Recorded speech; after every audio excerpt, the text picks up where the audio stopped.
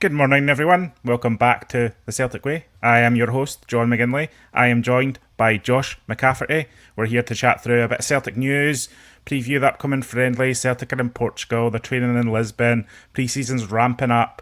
Before we get into all that, though, Josh, how are you doing today? How are you feeling about the last week of or so since you've been on the podcast? Yeah, I'm feeling good. Thank you, John. Obviously, it's been a pretty busy week, as is kind of usually the case with Celtic in the transfer window. Shinya Matsuda looking like he's coming in the door soon after he plays with Japan. So, yeah, feeling good about things. Looking forward to this game tomorrow.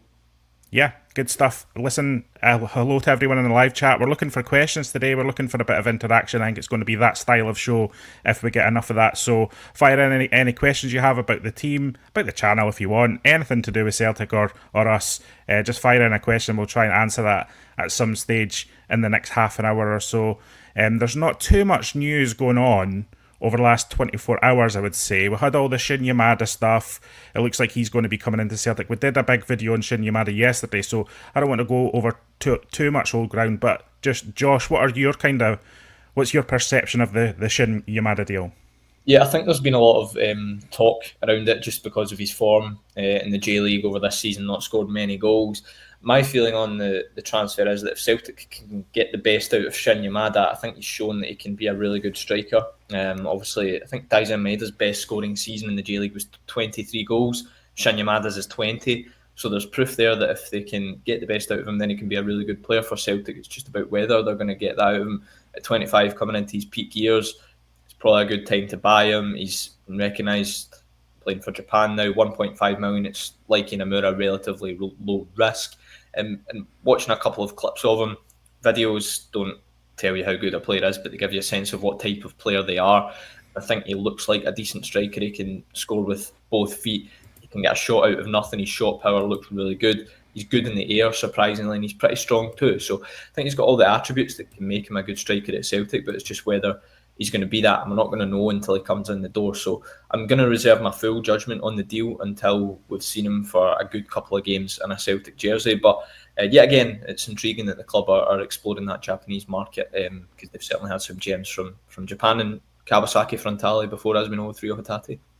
Does feel like a bit of a wait and see. Also, wait and see how Rodgers perceives the sign in, and kind of like what he's communicating on it, because I think you can tell a lot about that. And given the profile is more of a first team signing, I think if Rodgers isn't totally aligned on this one, then that does start to raise questions that people are already raising. Yeah. Josh, there's a lot of anxiety around there, isn't there? There people are waiting for like the step up in transfer activity, but it's been quite busy so far. But I think people are looking for what people dub as a marquee signing.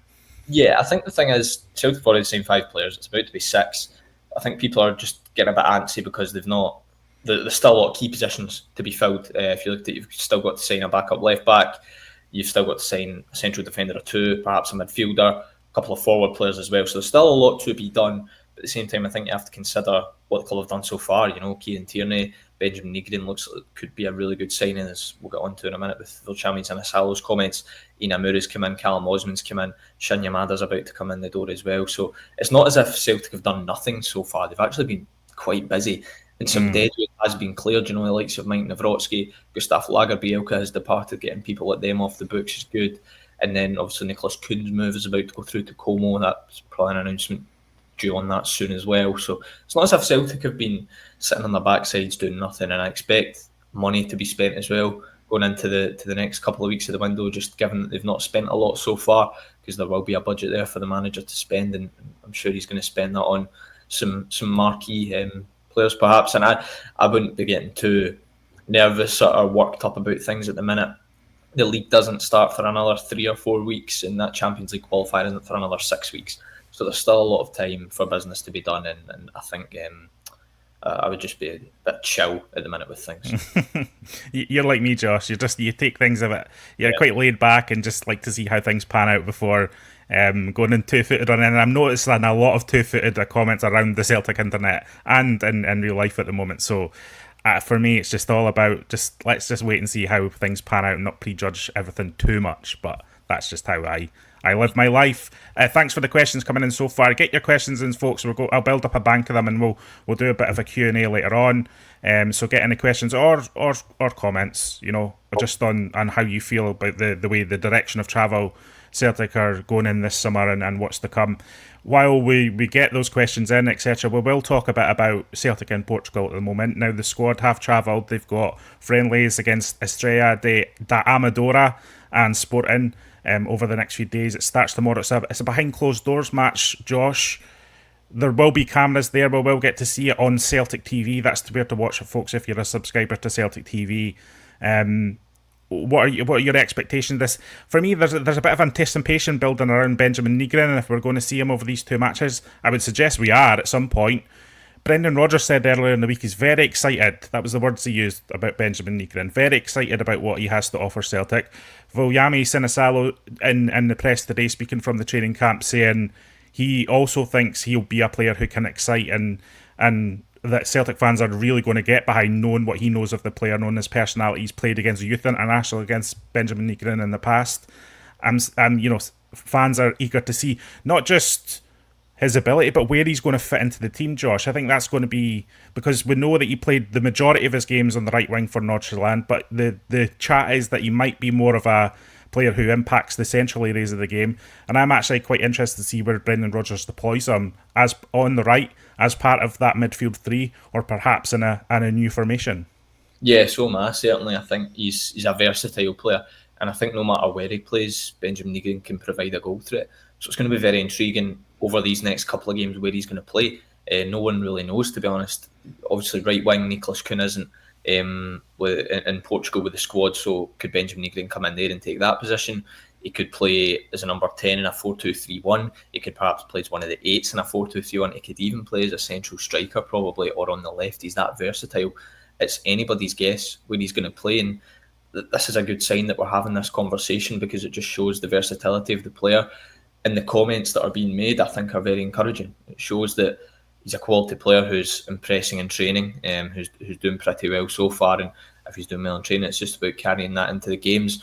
The friendly on a whole tomorrow is probably one of the most exciting so far, because obviously the first two games have been a lot of youth players playing. People want to see the first teamers get action, the likes of Kieran Tierney, the likes of your Nygrens of this world, Callum Osman getting some more minutes as well. So I think seeing players like them over the coming two friendlies is what people are looking for, to be honest. And yeah, I'm excited to see how the manager sets up, because a lot of talk around, obviously Celtic played the kind of 4-3-3 last season, and then Callum McGregor was the sole 6, and there was two kind of 8/10s. I'm interested to see whether he kind of changes to a 4-2-3-1. We've seen him play a kind of 4-2-3-1 in his first spell at the club with Callum McGregor and Scott Brown as the double pivot. Is it going to be one where it's Callum McGregor and Arne Engels as a double pivot? Perhaps Nygren played in the 10, Hatate plays in the 10, we don't know. So you'll get a good sign over these next couple of games. I expect Celtic to comfortably beat Estrela tomorrow, but then Sporting Lisbon on Wednesday is going to be a tougher game, because from after tomorrow's game, the quality of opposition in the pre-season friendlies really ramps up. Yeah, you can only take really as much from these games against the so-called lower quality opposition, your Queen's Parks, your Cork Cities, your Estrelas. It's really in the games against Sporting, Newcastle, Como, Ajax, where you're going to be tested, and that's what will be interesting to see how the team gets on against those types of clubs. I think that's why I was tempering the excitement around Inamura the other day, just because Cork City are at the bottom of the League of Ireland. No offence to them, but it wasn't a real test for Inamura, I think. Now, if Hayato Inamura has a banger of a game against Sporting Lisbon or Newcastle, then it starts to be a different perception it forms for me personally.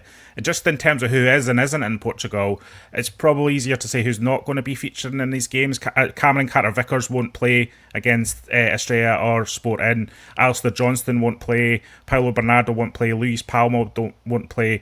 Now, Carter-Vickers, we know, is coming back from an injury. In the case of Johnston, Bernardo and Palma, they were involved in internationals very late into last month and haven't quite joined up with the squad yet, so they're still to be kind of integrated back into proceedings. So we're not going to see them tomorrow for sure. Obviously, Stephen Welsh, we're not going to see him. He picked up a shoulder injury as well. So there's 4 or 5 there missing, but the vast majority of the squad otherwise is there, apart from Nicholas Kuhn, as you mentioned, Josh. we're obviously we're talking about Nygren. We're looking to see Kieran Tierney. It'll also be good to see the likes of Daiza Maeda back in the fold.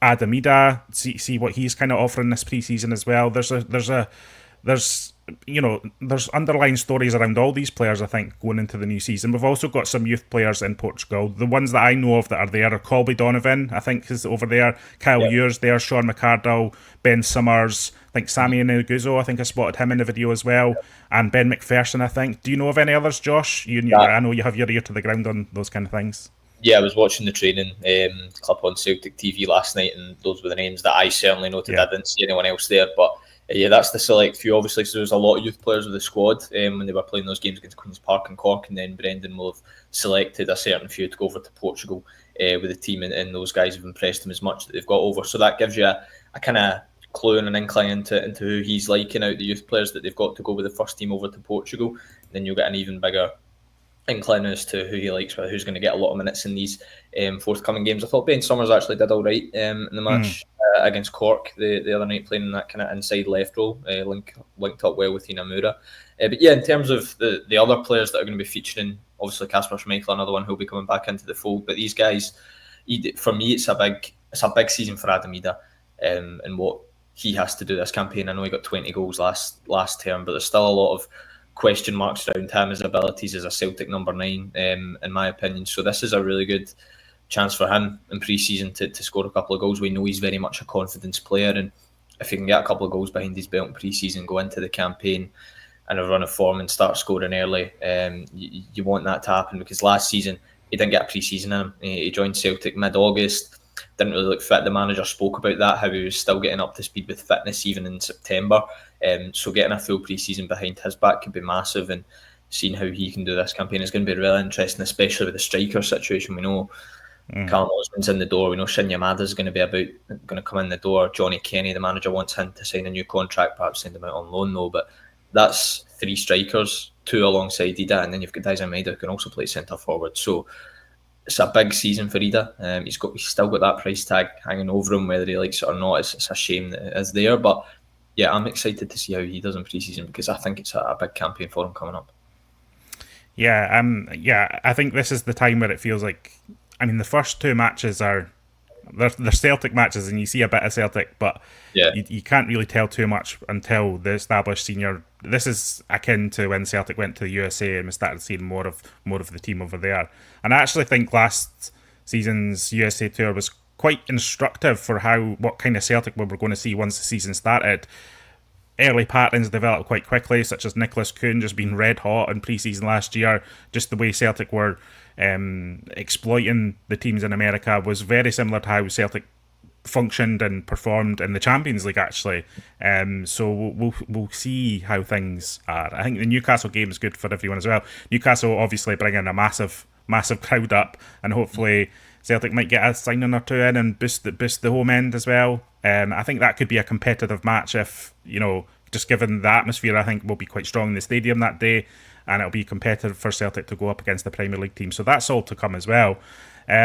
Just taking in some of your questions, we'll start getting through some of these now. First one is from Hazel Finn, who says, I've never heard anything about another left back to back up KT recently. Any news? Hazel, there actually isn't. There's like a dearth of reporting on the backup left back. There's no real tangible links of any sort with regards to that position. Now, I don't know if that means that Celtic are maybe looking for backup quality later in the window. Sometimes for a backup player, the options do kind of open up the further you go into the window, because there's players around the fringes of squads in England and etc. that might not have a future at their clubs that hasn't really been decided yet. I think the backup left back could be one of the ones that does kind of stretch on into next month even. I don't know how you feel about that, Josh. Some people will be screaming at me saying we need that backup left back in the door as soon as possible in case something happens to Tierney. I think that's one the club might be a little bit more relaxed about this summer. Yeah, I think I spoke about this earlier in the week. The probably lack of links to a backup left back stems from the fact it took a while for Greg Taylor to make up his mind on his future as well. Club weren't sure whether he was going to stick around even until a couple of weeks ago, so his move eventually went through, but we've still got nothing on that front. I think obviously they've got Tierney, so they know he can play there. And if he does get injured, then they will accelerate the hunt. But at the minute, I think, like you say, John, they're probably pretty relaxed. And as well, you make a really good point about how Celtic may like to get a loan player in for that, for example, from a big club in Europe. We've seen Alex Valle come in last season, and those types of players usually don't come available until near the end of the window. We saw that even with Valle last year. I don't think he joined until mid to end of August. People were screaming out for a left back, and then the link came out the blue. So I'll just be keeping my eyes peeled for it. I'm intrigued to see the type of profile Celtic go for. Jeffrey Schlupp is still a free agent. I mean, I don't think that'll happen. Maybe as well, the manager's looking to see how Inamura does, because very much impressed at left back, and if he does well in these upcoming pre-season friendlies, then your solution could already be at the club. Just remains to be seen. But yeah, I'll certainly be keeping my eyes peeled for that, because I've said it all along this summer. I think it's a priority position, a backup left back, just given Tierney's injury history, and if they can get a deal done soon, that'd be ideal. But if not, then as long as they get one in before the end of the window and Tierney stays fit, then I think Celtic are fine. I noticed from some of the footage coming from Celtic TV, it does look like Inamura's also training in left back position at the moment. I don't know if that's just for the summer or Brendan Rodgers just trying him out there. As we know, Brendan Rodgers is very complimentary about Inamura's both performance and how he's been in training over the last week or so.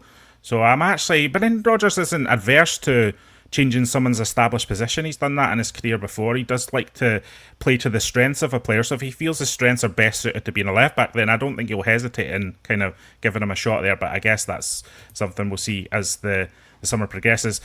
Just quickly from Hazel, should just have another question here. Yamada has to play 2 more games in Korea with Japan. He's on international duty. What happens if he gets injured? Have we paid already?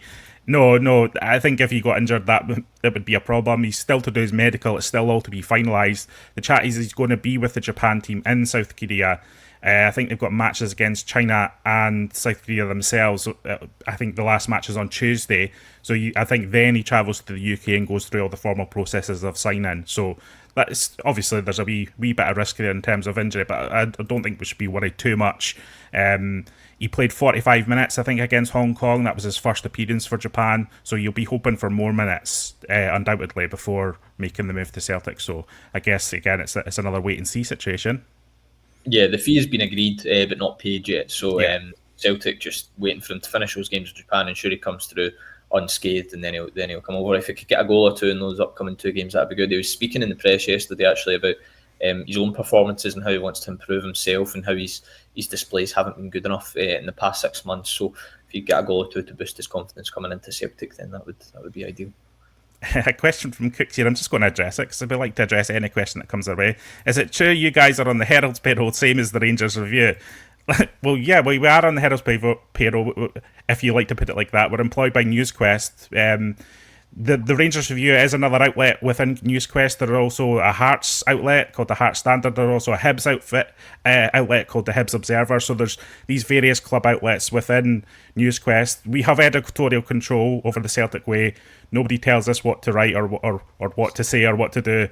We have editorial control, or certainly, I've been kind of tasked with that role over this year as well. We've also got Ryan. We've also got Tony in place. Yes, we are all employed by NewsQuest, but it's not any kind of nefarious link up. You can take it or leave the information as that. I don't think you have anything to say on that, Josh, do you?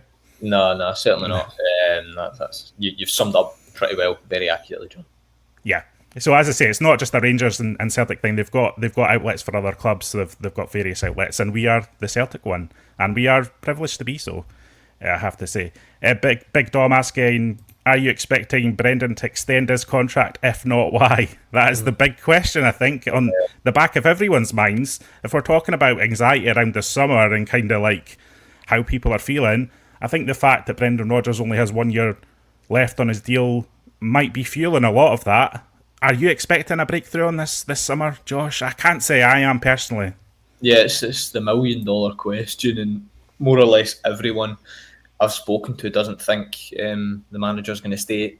I personally don't think he's going to stay. He's been at the club, once his contract ends, he's been at the club 5.5 years, even more than that. He's probably achieved mostly everything he can with Celtic, winning trebles, winning domestic trophies, getting to the knockout stages of the Champions League. I mean, the only real carrot he would have left beyond the end of this season is taking Celtic further in Europe in the Champions League than the last 16 and reaching a quarter-final, and that would be the pinnacle for him. So for me, that's one of the key reasons why he probably won't look to stay. I'm not even sure if the manager knows himself yet, though, what he wants to do. He said before the summer he was going to have a sit down with Dermot Desmond. We've not heard anything on that yet. I don't think the question has been asked yet in pre-season of the manager about his contract, but I'm sure as the season goes on, it will be. One thing I would note is I would like this matter to be resolved sooner rather than later, because the more the season goes on, the more it's going to plague and be a monkey on the back. So if we could get some clarity over it before New Year, that would be ideal. And it allows, number one, the club to have clarity and go on and look for a new manager, and it gives the supporters peace of mind because they know what's going to be happening at the end of the season, and the players as well. Peace of mind, and it could give Rodgers a good send-off at the end of the campaign without any uncertainty if things go well. So the direct answer to the question is no, I don't think he's going to extend. But listen, stranger things have happened in football. You don't know. Yeah, you don't know. This question has been put to me by various people in my life over the last while. People talking about, is this 2018 again? Is Brendan Rodgers unhappy with the board, etc., etc.? A lot have been made about, his comments about Inamura and kind of being surprised by how good he was in training or whatever, and somehow that just means that Brendan Rodgers is totally excluded from the recruitment process. I've likened it to, there's kind of two buckets. There's a development one and a first team one. Brendan Rodgers needs to be all in on the first team signings. That goes without saying. And I think if we get an inkling that he isn't, then I think that's when you start to ask questions and read between the lines and etc. etc. He hasn't today. He's really excited about Nygren. He's really excited about Tierney, and we'll see what he says about Yamada. But I think so far, I think he's like the first team signings. The development players are what they are, and he'll have. I'm sure he signs off at that to some degree, but he won't be all over those signings before they come into Celtic. It's the first team signings that you need to watch what Brendan Rodgers is saying about.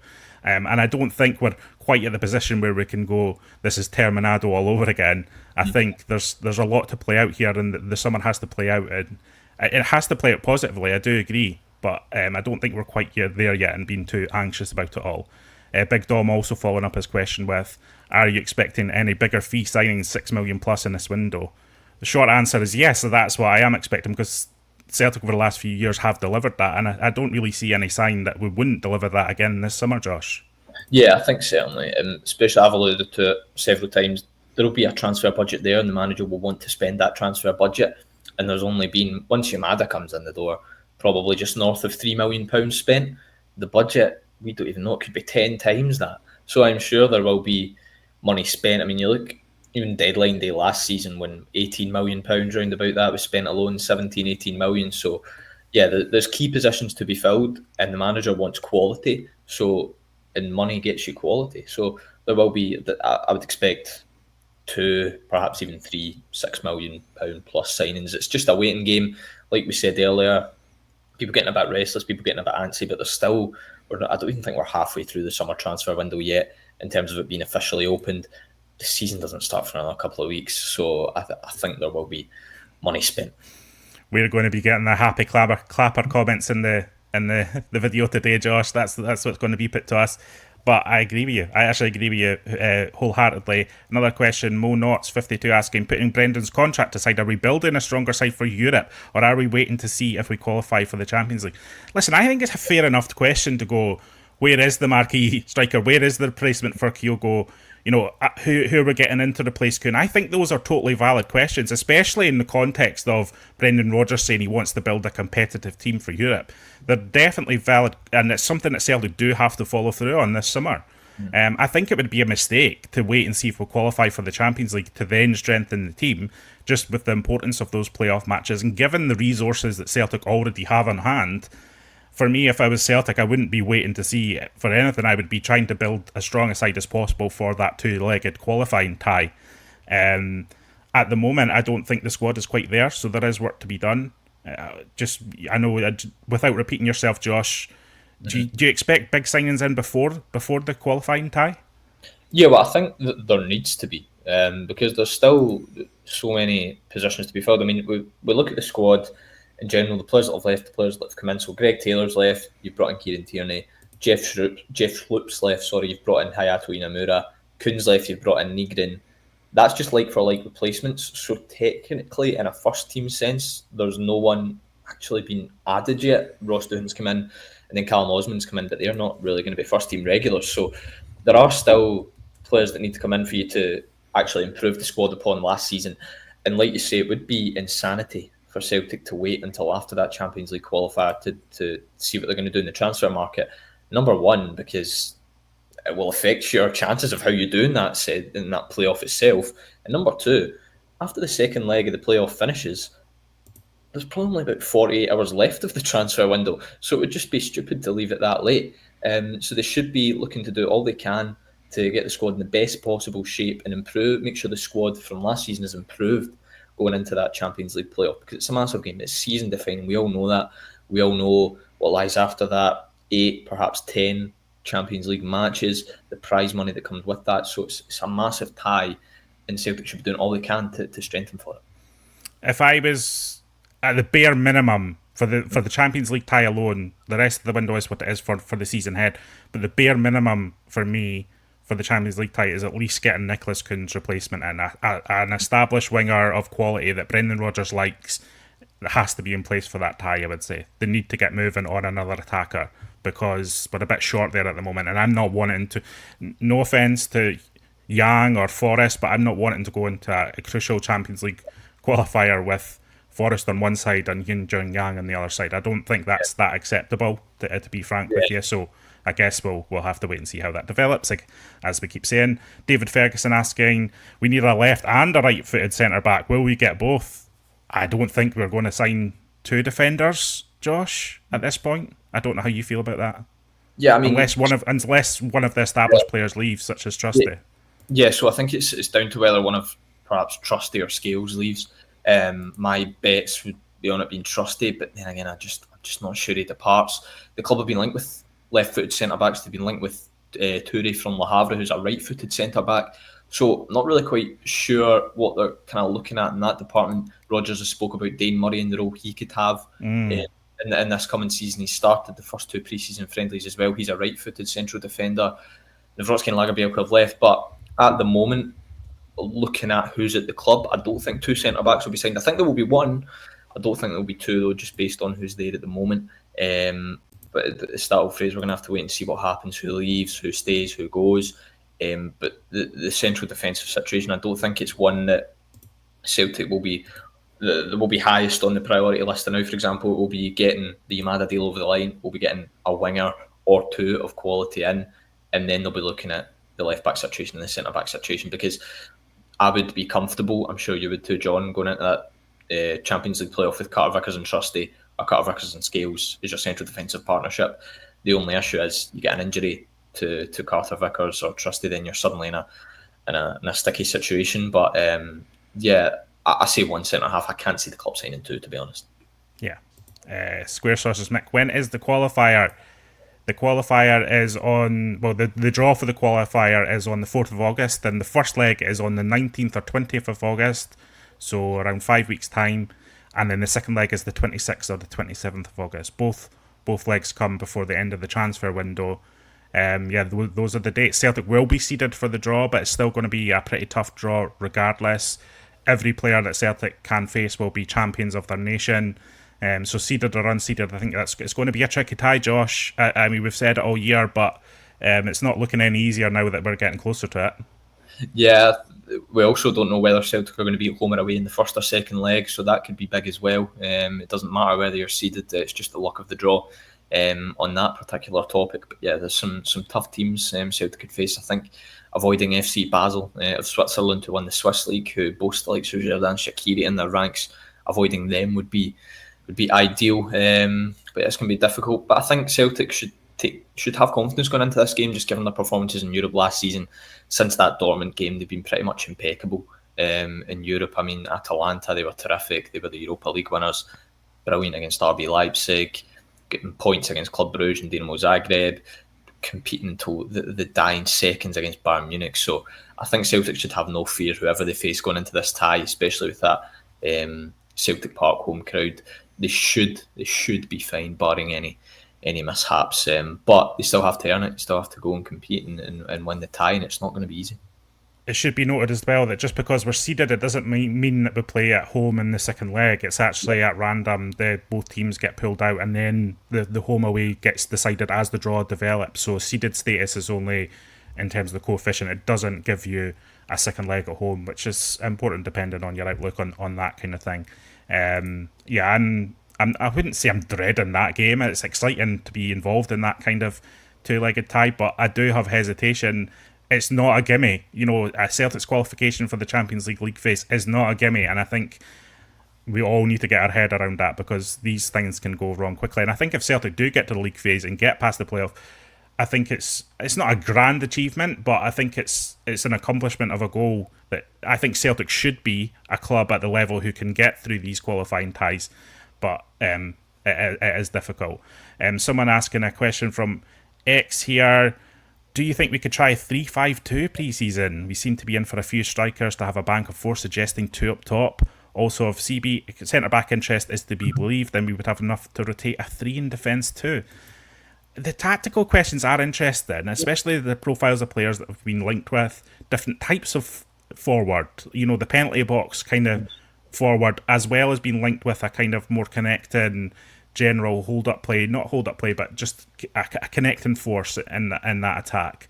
That it does interest me a little bit, the different types. I don't know if that's just because Celtic scout so many different types of players and all sorts of links can be fired up from that scouting because a club either likes to have their player out there as a player who is wanted and scouted. Agents like that as well. Some reporters might have a wee link up with some of the scouts at Celtic, and so they hear something on that side of things.